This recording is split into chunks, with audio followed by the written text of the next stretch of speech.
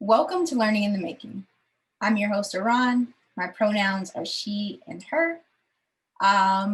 Today marks episode 19 of Learning in the Making, as well as our final episode for this year, the year of 2020. And today I am super excited to be joined by Jake Montano. Jake is an educator and community organizer who loves children and merges his work as a facilitator, as a co-learner, as an organizer with his love for food, drag, community, learning, tinkering, and all things that are creative design. Thank you, Jake, so much for being here today. Thank you, Ron. It's a pleasure to be here. I use he, him pronouns when I'm dressed as this, but sometimes I am dressed in drag, and I have a friend here. Her name is Imelda Glucose. This is actually a newly puppetized version of myself in drag. And when I'm dressed this way, I use she, her, hers.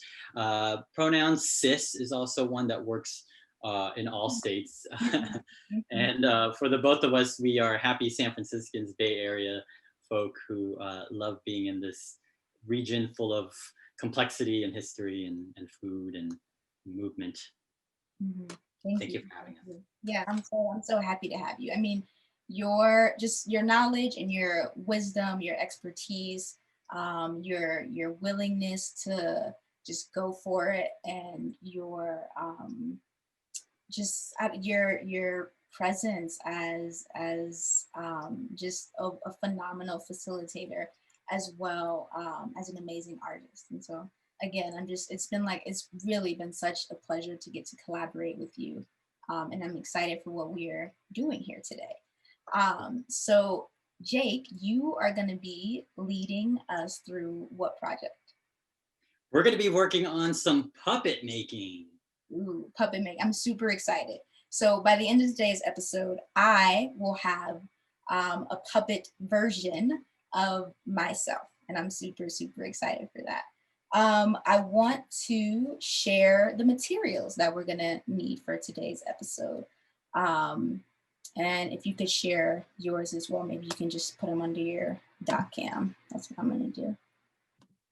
So for today's episode and project, you are going to need some scissors, some type of paper or cardboard. So I have cardboard here, but I also have felt. I also have like my notebook of line paper. I have some regular white paper here. And for like an interesting twist on paper or cardstock, I also have paper plates that are pretty thick and like soft enough to cut, but pretty thick. So if you don't have cardstock or cardboard, maybe you have some paper plates around. You'll also need things to write with, like markers, pens, and pencils. And some super specific materials for today's project are something called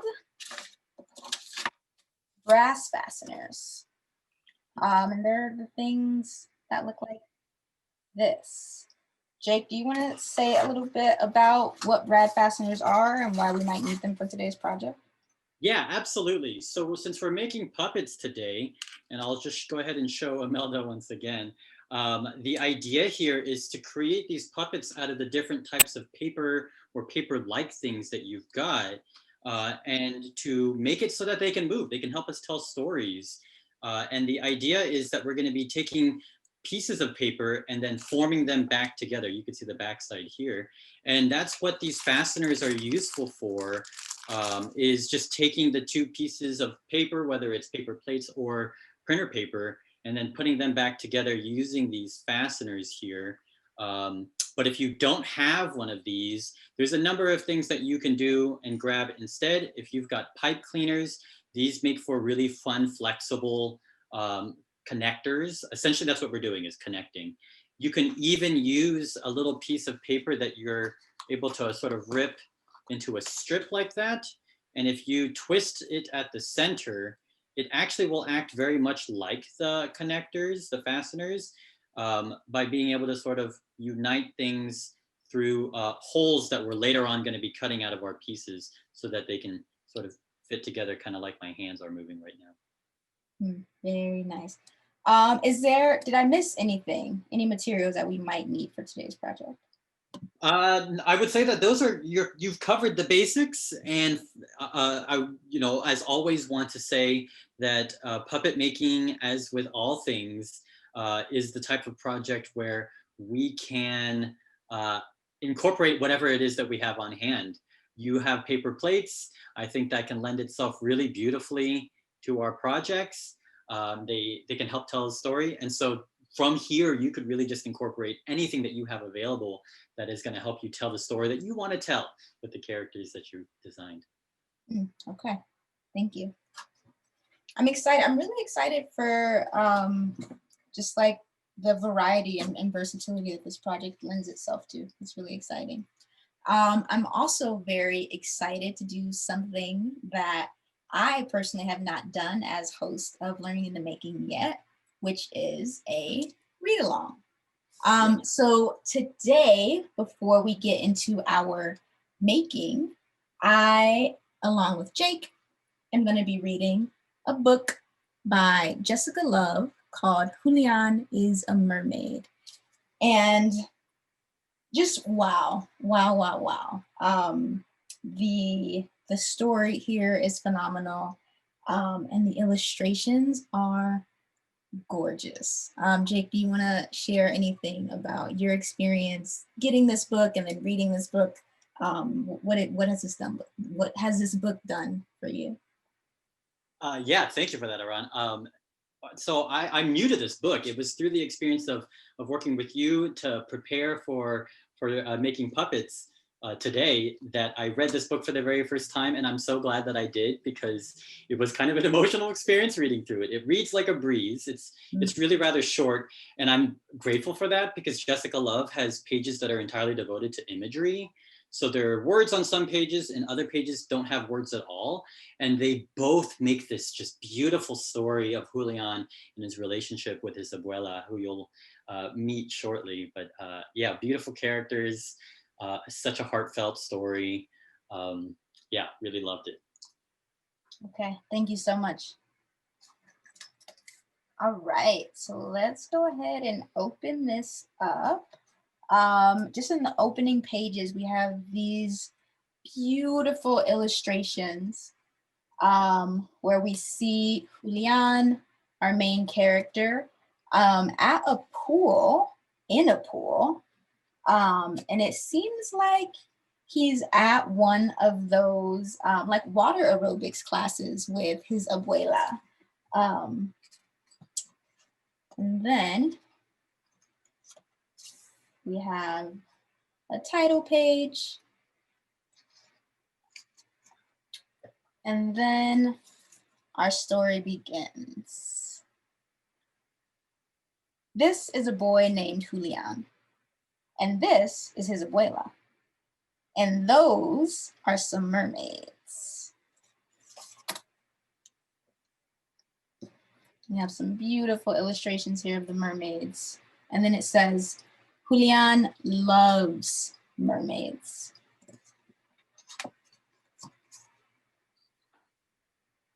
And then for 2 pages, we have Julian. He's reading his book on the train, but as he is looking over at the mermaids, so can you go back to the previous page, Jake? I sure can. Yeah. So, right, we see him, he's looking over at the mermaids, and then the next page becomes this really beautiful daydream. And in that daydream, Julian is going deeper into water, and his clothes are coming off, and he is swimming with the fishes, ultimately becoming a fish, it looks like.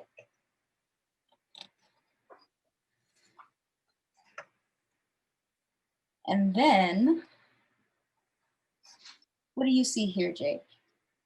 Colors for sure, textures. I love that in the previous page that we were seeing Julian like go through this transformation, and here it's like full bloom, like all the colors have appeared, the fish, the school of fish are surrounding, almost, you know, dress or garment like, which is just gorgeousness. And I really personally love that Julian's hair has just like unraveled into the fullness that it is. Such a beautiful image. Mm-hmm.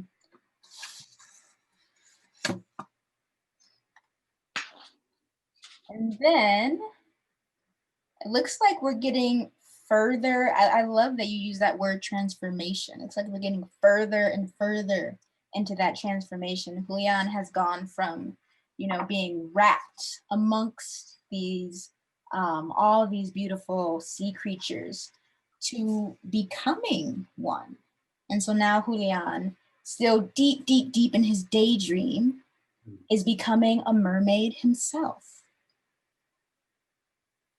And he is loving it. He's swimming, he is using his new tail. So much joy. So much joy. And then he's meeting this beautiful fish here who seems to have maybe a necklace in its mouth. And really neat designs, curious designs actually all over it too. Mm. And then it's like we're snapped out of the daydream. And Abuela says, "Vámonos, mijo, this is our stop."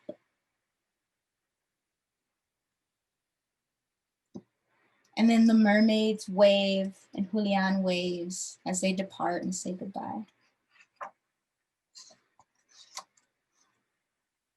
Jake, do you want to take over reading? I sure can. Yeah, I'd love to. By the way, that previous page makes me think of all of the BART stops, especially in the East Bay where it's more of a platform and it's open air, which I particularly appreciate. But yeah, resuming with our book. So we've got these pages here, and Abuela and Julian are walking down the street, and Julian says, "Abuela, did you see the mermaids?" And she says, "I saw them, mijo."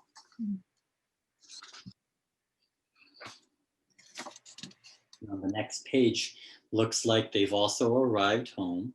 And Julian says, "Abuela, I am also a mermaid."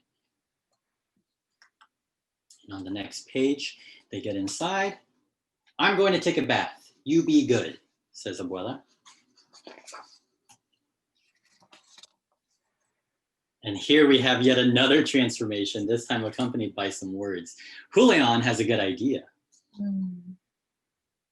And here we're able to see now sort of more rooted in sort of like Julian's actual surroundings. I think while they were on the train, Julian was having a daydream, but here we're seeing that that daydream is now making its way into life. We have a plant, a fern, I think, that is becoming the hair. We've got flowers that are getting added to accessorize. We've got the vanity, the mirror that's sort of helping along with this whole process, this transformation. And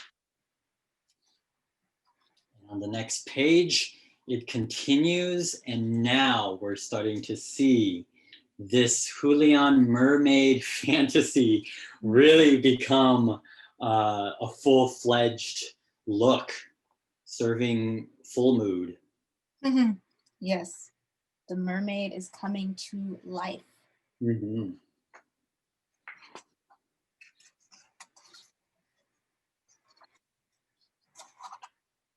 And on the next page, "Oh," says Julian. He also says on the next page, "Uh-oh." Uh-oh. So it's like he was fully in his own world. He transformed. He's this beautiful mermaid made out of the things in his very own home. And then it's almost he's seen, right? Like this daydream has been in his head this entire time, and now he's brought it to life. And Abuela comes out the bathtub and sees him. Not dissimilar to how the train had arrived at its stop and sort of like jolted a little bit of awareness and realization. And I think Abuela coming out of her bath and seeing Julian, I think there's a sort of similar sort of like, oh, I was in a daydream, wasn't I?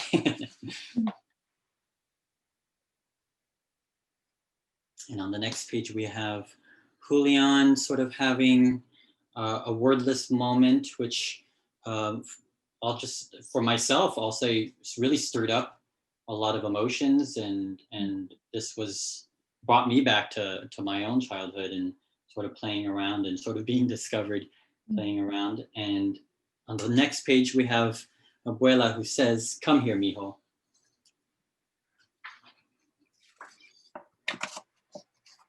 And here's where a close-up is absolutely necessary. And Abuela says, or Julian says, "For me, Abuela," and he says, "For you, Julian." And it is that necklace, that necklace you had seen earlier in the book, Aran. Here it is. And this is I don't know how many times I've read this book, but I'm also noticing the blue dress now. The fish was a similar blue, or the same blue. Yeah. And doing a similar gift giving. And on the next page, we see the two of them descending the stairs. Julian still fully in mermaid fantasy, and Abuela with her beautiful umbrella and outfit. She's ready to go. They're both ready to go. And to that, Julian says, "Where are we going?" Yeah, that's my question. Yeah.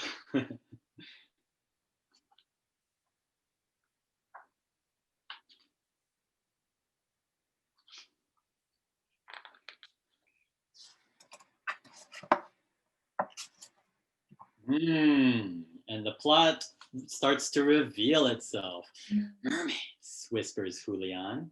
And you could see all over this page even more colors, as if there couldn't be enough. Right. Beautiful color selections.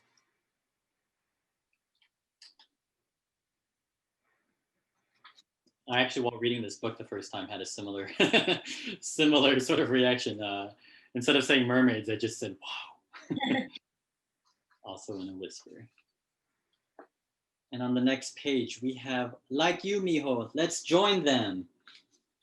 And the parade of mermaids continues on as Abuela makes her way through, as Julian makes his way over as well. And there we have our trio of mermaids from the train.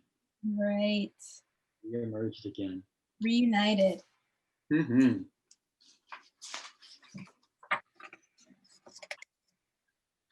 And on the next page, and they do join.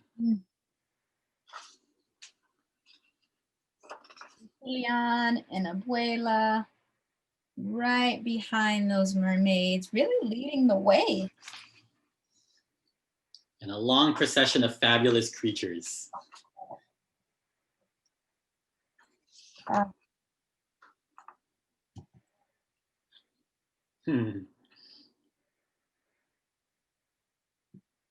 I love that this final page of the book has Abuela and her mermaid fantasy fully as well.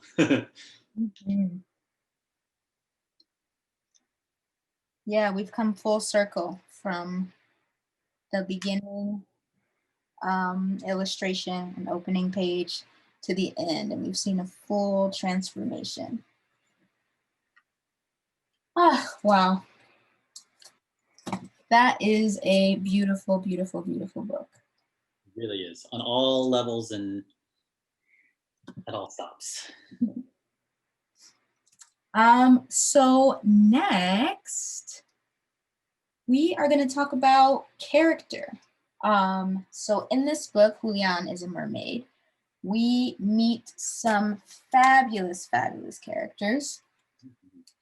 And Jake, I would love for you to talk to us a little bit about the connection between making puppets. Wait, first off, what is a puppet? Ah, good question. So puppets are a really actually rather general term that has, at this point in time, is used to describe a number of different things. But something that they all sort of share in common is that they're designs, they're creations, things that have been assembled that help us tell stories, that help us talk about who we are.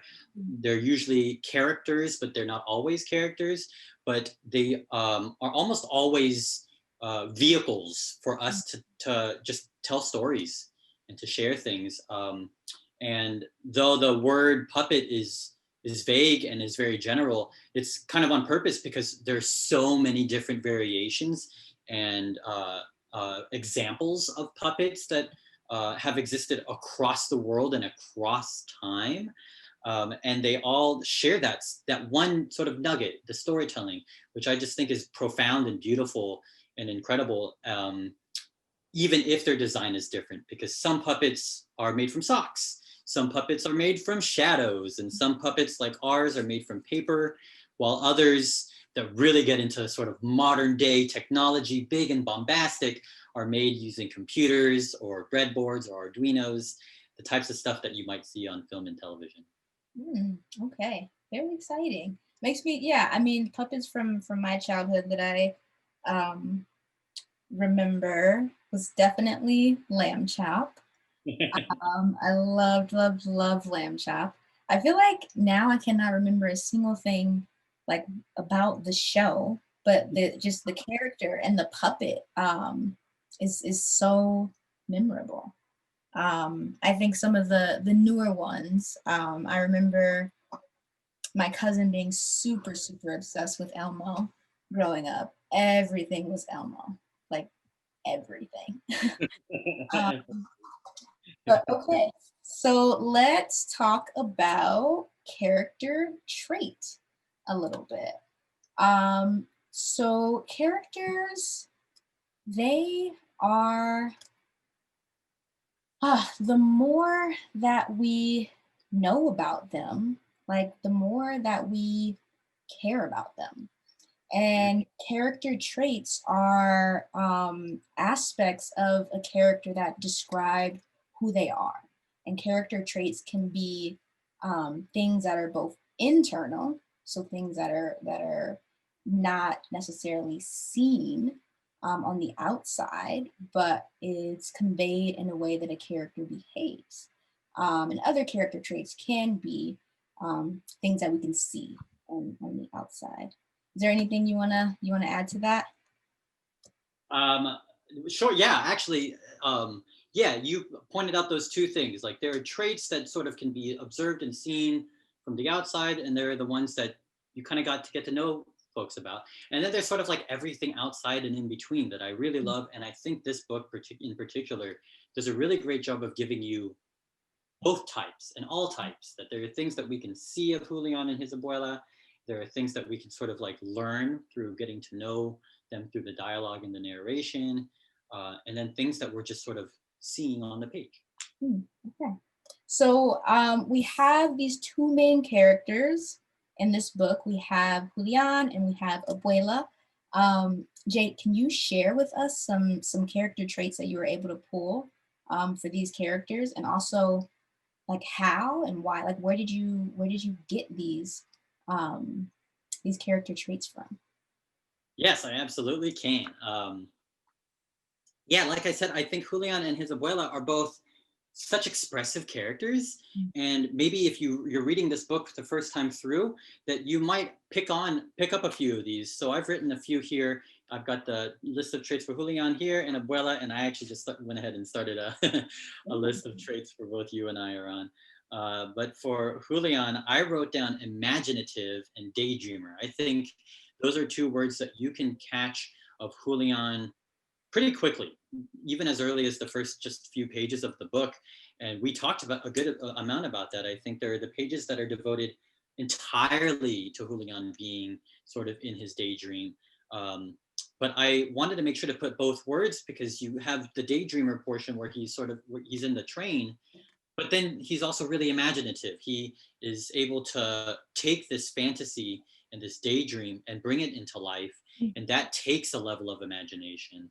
And then below that, I wrote the words resourceful, because the way that he used the plant and the flowers and the curtain from the window to create this mermaid fantasy is not really very much different than how I, as a performer, as a drag queen, might change things around the way that like a cosplayer might, or any one of us on Halloween maybe. Like that sort of resourcefulness, I just think is really special about Julian. And then the last two words I wrote were curious and whimsical. And then for Abuela, I wrote that she's observant, she's patient, she's loving, and she's celebratory. And I think those are sort of maybe more in between the lines, inferences of her character. Observant, you could just see from looking at the pages that even when it's not pointed out by Jessica Love or the narrator, that you could just see that Abuela has got her eye on Julian. She's watching him, she cares about him. She's reminding him that they are at their stop. So she's, observant, paying attention to these things.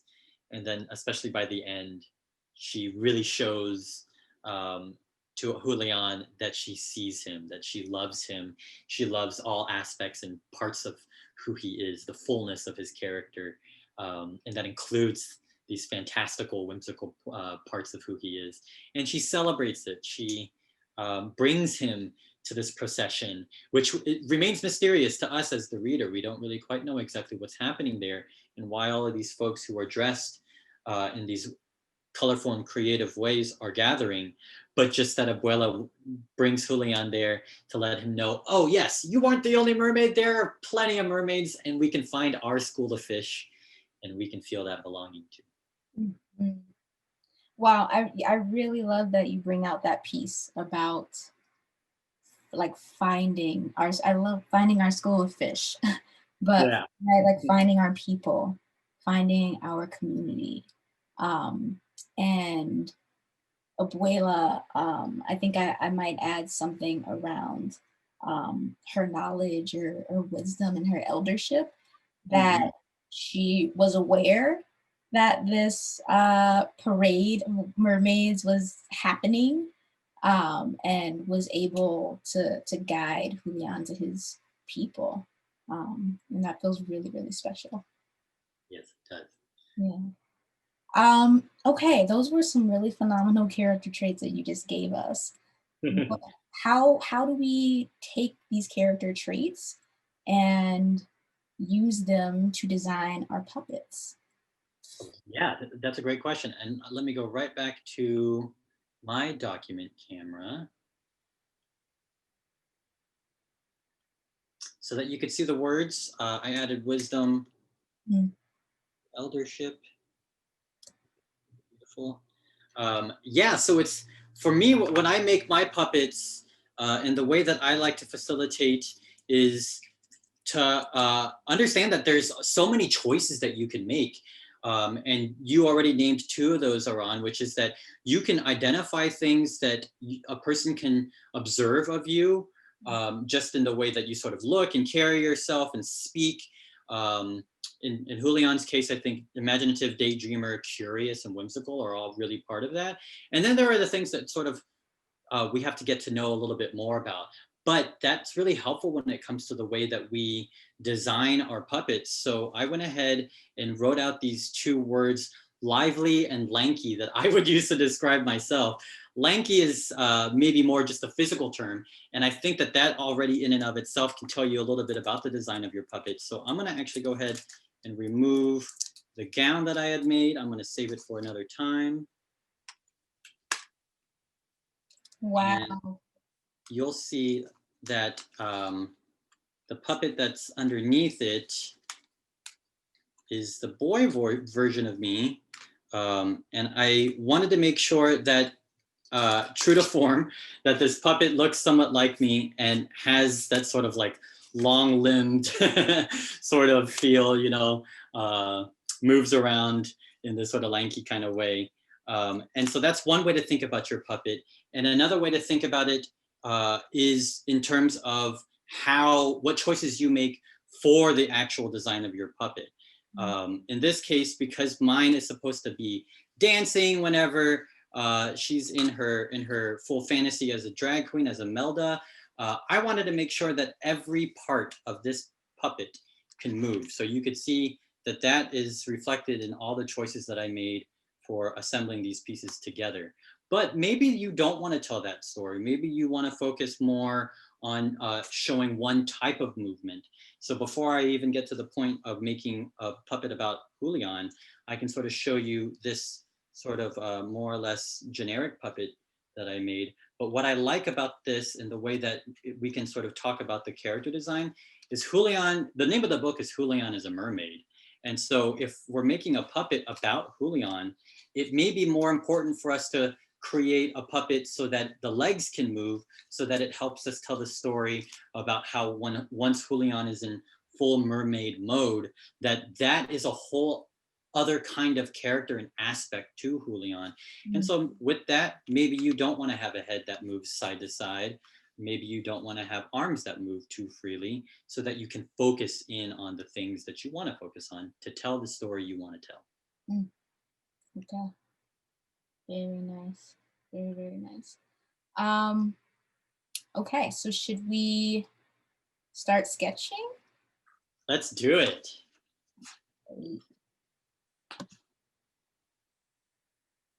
So I have gone ahead and attempted a first sort of circular stick figure-esque drawing for Julián. And that's the first step that I would recommend to anybody is we're in a sort of planning stage. We know that we want to make a puppet. The question now becomes, how would we like to make this puppet? And so what I drew here is my first take on Julián, and I can actually bring up the page that inspired that. Which is, let's see, where has he gone?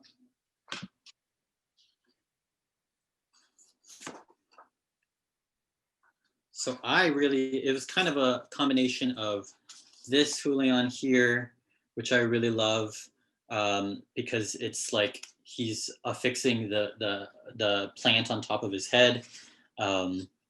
And I would guess that there would be like a mirror right there to help secure it in place. But I also really love this, and I think that both of these speak to slightly different sides of Julián. This is Julián fully focused on mermaid mode, and here it's a little bit more shy, and so I wanted to be able to capture that. And so with this drawing here, which you could totally do as a stick figure if you're more used to doing stick figures, but what I like about doing it this way and as a first step is it gets you into the mode of thinking about how a pose turns into movement.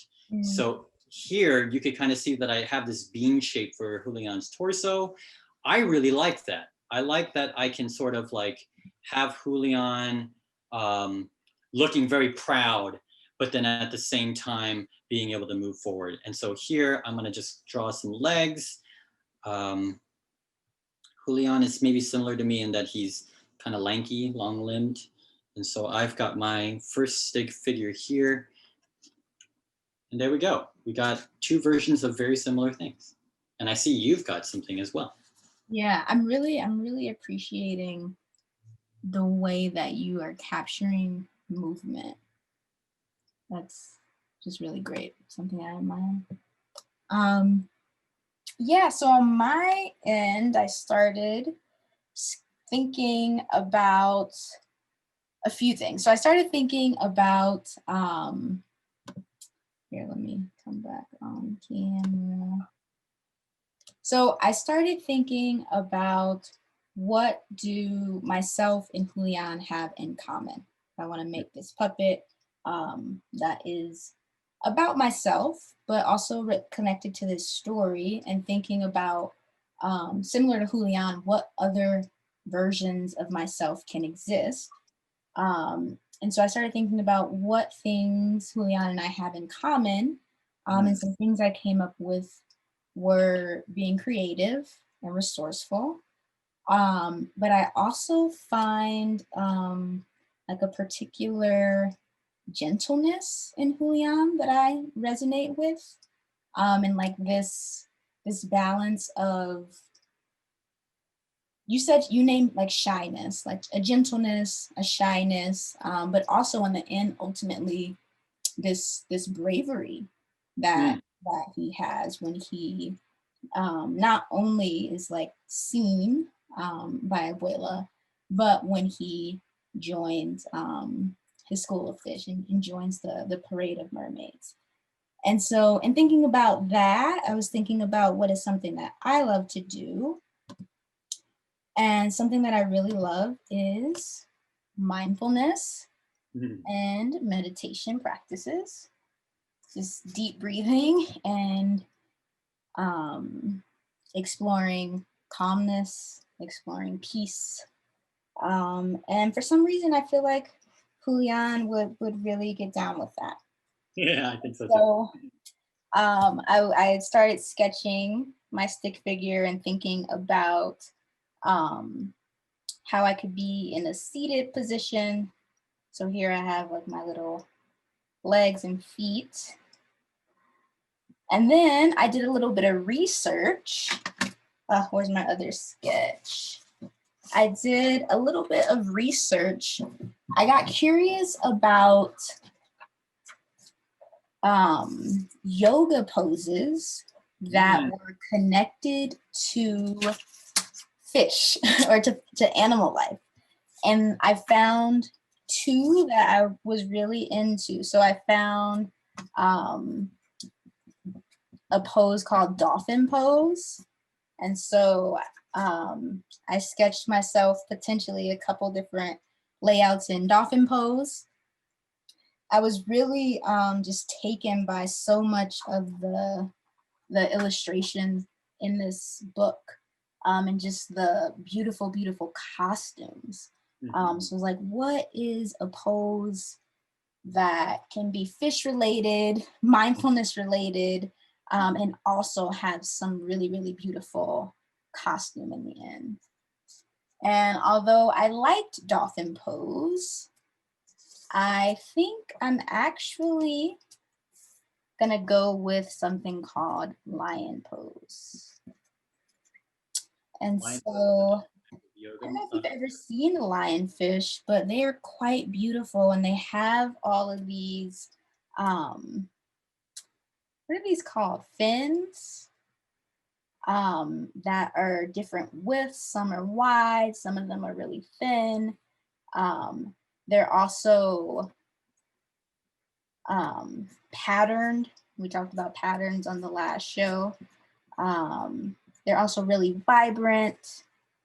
And so I think ultimately I'm gonna go with a lionfish head situation. And then I think I'm gonna put that on top of my seated position. Oh. That's what I'm thinking. And what I love about the way that you're making your puppet is that you're sort of mixing and matching, which is really cool. I think what's beautiful about this making puppets is that it's incredibly forgiving. You know, you can already see here in the drawing that I was doing while you were talking about lion's pose or lionfish, is I kind of made a mistake and didn't make the thigh on mine large enough. When you're in this stage of planning and drawing and designing, especially a stick figure type puppet design, you can change things out. I think that's the beauty, is like, if I don't like this shoulder or arm piece, I can swap it and remake it. Or if I actually do like it, I could just make another one. And then you have options and you could tell more parts of a story. You're not limited to just capturing, you know, a fin sort of like flailing around or doing a dolphin pose. You can do all of the practices of meditation and mindfulness if you want to through puppet form. Okay. So I want to make an offering to those who are watching. And so I just want to capture our steps a little bit. So the first thing that you talked about that was really valuable for me is choosing a character. Oh, ran out of space. And then really thinking about how you want that character to move. Mhm.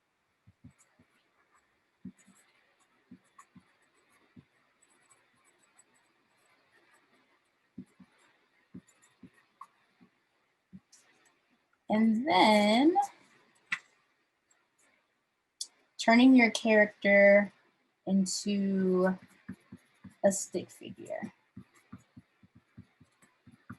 Am I capturing that well? Yeah, for step number 2, it can be a matter of thinking about how your character should move. It can also be about the type of design you want to have.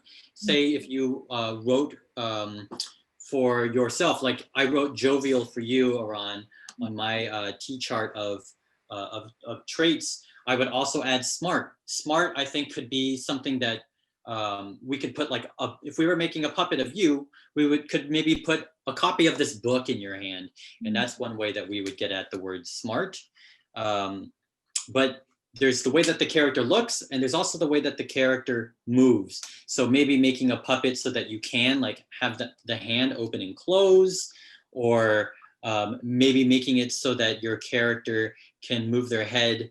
Actually, let me go to my camera as well. Making it so that your character can move their head, side to side, or if you want to do a side view, like, what is smartness other than paying attention? And so those are ways that we can think about how a single word or description can define not just what a character looks like, holding the book, but it can also define how the character, the puppet, carries themselves, and sort of like, being able to like read the book or something like that is one other way to sort of think about your character design.